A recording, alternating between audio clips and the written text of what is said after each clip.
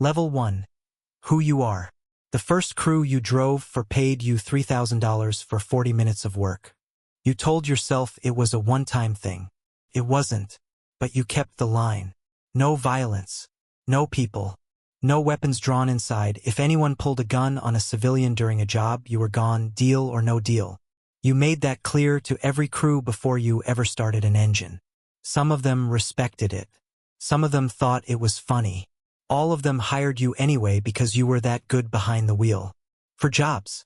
For clean exits. Not a single person hurt. That was the thing you held on to. That was the math you used to balance the ledger every time the accounting got uncomfortable. Nobody got hurt. Past tense. Level 2. The job as described. 3 weeks ago, a man named Carver found you through someone you trusted or trusted enough. Carver was professional in the way that serious people are professional. No excess, no bravado, no unnecessary detail. He told you the job was a document retrieval from a private financial consultancy. In and out. 2 men going inside, you outside. 12 minutes maximum. The building had a private security contract but no law enforcement connection. Meaning no silent alarm to a precinct, just a monitoring company that would take 4 to 6 minutes to respond. The pay was $15,000. 3 times your previous rate. You asked why so much. He said the exit required navigating a specific traffic pattern at a specific time window that most drivers couldn't manage. You'd heard variations of that answer before. It was the answer that meant, this is more complicated than I'm telling you, but the complication is logistical, not moral. You should have pushed harder. You know that now. You reviewed the building layout he gave you. You drove the route 6 times over 3 days at different hours. You identified 2 alternate exits and 1 contingency if the primary route closed. You did everything right, everything that was in your control. What was not in your control was what the 2 men going inside were actually going in for. Because it was not documents. Level 3, the moment it changes. You've been outside for 9 minutes when they come out. Carver first. Then the second man. A quiet one who never gave you a name and who you mentally filed as quiet. Between them, moving because she has no choice, is a woman. Mid-30s. Business clothing, the kind that says she was at work when this happened. Her wrists are in front of her, zip-tied. Tape across her mouth. She's not struggling because Quiet has one hand on her arm and the other near his jacket, and she is smart enough to understand the geometry of that. She is not bleeding. She is not injured. She is terrified. Carver opens the rear door. They put her in. He gets in after her. Quiet gets in the front passenger seat. The door closes. Carver says, "Go!" And you sit there for 1 second, 1 full second, which in a getaway context is an eternity, and you look in the rearview mirror and the woman is looking directly at you and you see it. Not just fear. Recognition. The specific recognition of someone who is looking at the one variable in the room that hasn't been fully accounted for and is trying to calculate whether that variable is something or nothing. She is looking at you the way people look at a door that might be unlocked. Carver says, "I said go." You go. Level 4, the drive. You drive. Because that's what your body does when Carver says go, it drives. 9 years of muscle memory and survival instinct and the deep animal understanding that in the moment after a job goes loud, the only safe direction is forward. You take the primary route. Clean. The traffic pattern you spent 3 days memorizing opens exactly as calculated, and you are 4 blocks away before the first siren sounds. And that siren is not for you. It's 2 streets over, unrelated, and you know the difference. Your hands are perfect on the wheel. Your speed is perfect. Fast enough, not fast enough to flag. You hit every light. You are, by every technical measure, doing your job flawlessly. Inside the car, nobody speaks. The woman in the back makes one sound. Not a word, just a sound, and Quiet turns around and she stops. You look in the mirror again. She is still looking at you. And you understand, with the specific clarity that only comes when something has already gone irrevocably wrong, the full shape of what you're in. This is not a financial crime. Financial crimes have victims who are institutions. Institutions file reports, absorb losses, cooperate with investigators through lawyers. Financial crimes produce paperwork. This is a person who has a family and a name and a life that was a normal Tuesday morning 45 minutes ago. A person who is going to be delivered somewhere, for some reason, by people who locked her in a car without telling their driver what the cargo actually was. You don't know where they're taking her. You don't know why. You don't know what happens when you arrive. You know one thing, you are the car. And right now, the car is the only thing keeping her in this situation. Level 5, the moral architecture. Stop. Because here is where we have to talk about what you actually are right now. You are not an accessory after the fact. You are not a bystander. You are the mechanism of this crime. Without you, they don't move.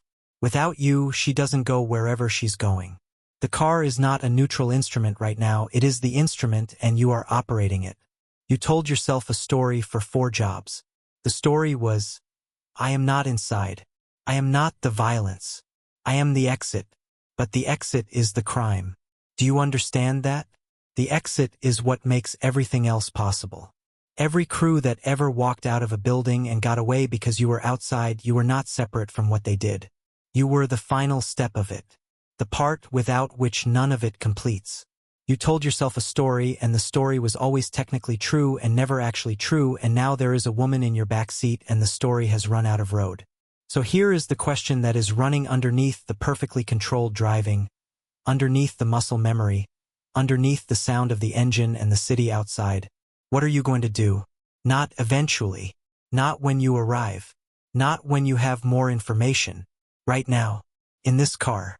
Moving through this city. What are you going to do? Level 6, your options. You have as far as you can calculate for moves. Option 1. Deliver and disappear. You drive to the destination Carver gives you. You drop them. You take your 15,000. You walk away and you never work again, and you spend the rest of your life not knowing what happened to the woman in your back seat. Maybe nothing terrible happens to her. Maybe it does.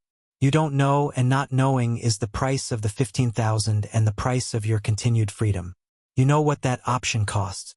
You've been paying installments on it for 4 jobs already. Option 2, crash the car.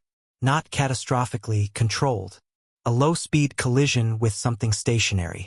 Enough confusion, enough chaos, enough of a scene that people stop, that phones come out, that the geometry of the situation changes from contained to public. Carver and Quiet are not going to manage a kidnapping on a public street with witnesses and cameras. In the chaos, she has a chance. You also have a chance of getting shot in the confusion. And so does she. Option 3. Drive to a police station. Just drive there. Right now. Pull up to the front entrance of the nearest precinct and stop the car. Carver and Quiet cannot do what they came to do on the steps of a police station. She walks in. They run. You stay. You will be arrested. You will be charged. You will face everything your 4 jobs have been building toward. Your freedom ends in that parking lot. But she goes home. Option 4. Use the car. You know this vehicle better than anyone in it. You know what it can do. At the next red light, 40 seconds away, Quiet's door is going to be adjacent to a narrow alley that leads to a populated market street.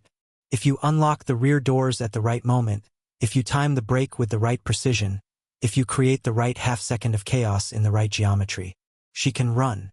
It's not guaranteed. Nothing about it is clean. But it uses the one thing you actually have, knowledge of the car, knowledge of the route, knowledge of the next 40 seconds, as a tool for her instead of against her. For options. 40 seconds to the light. The car doesn't wait for you to feel ready. Level 7. What the car knows. Here is something nobody tells you about driving for a living. The car knows things. Not literally, but the relationship between a driver and a vehicle, when it's real, when it's built over years of actual skill, is a kind of knowledge that lives in the hands and the spine before it reaches the brain. You know when a road changes before you see the change. You know when traffic is about to close before it does. You know, in your hands, the difference between a car that has room and a car that doesn't, between a moment that's open and a moment that's closing. Right now your hands are telling you something.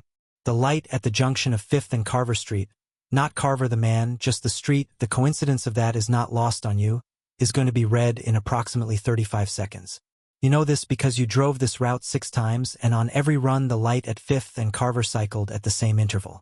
The alley to the right of that light is wide enough for a person and too narrow for a car. The market street it leads to is populated at this hour, because you checked, because you always check, because knowing what's around the route is the job. Quiet is watching the side mirror.